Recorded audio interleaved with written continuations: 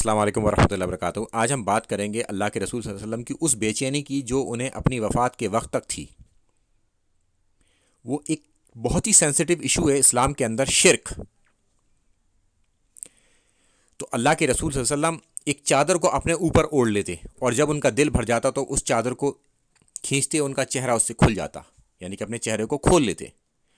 اور اللہ کے رسول صلی اللہ علیہ وسلم نے فرمایا، یہود النصارہ کو ایڈریس کرتے ہوئے، یہود النصارہ پر اللہ کی لعنت ہو، انہوں نے اپنے انبیاء کی قبروں کو مسجد بنا لیا، تو آپ نے ان جیسا عمل کرنے سے ڈرایا ہے ہمیں۔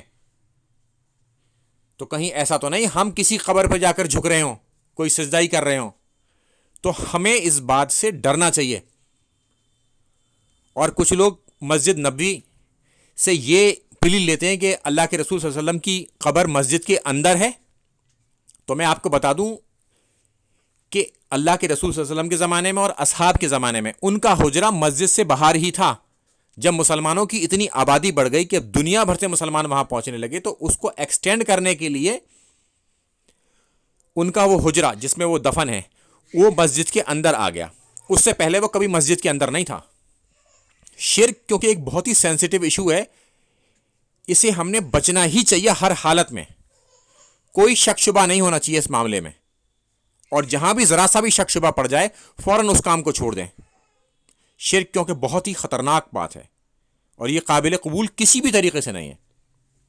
السلام علیکم ورحمۃ اللہ وبرکاتہ۔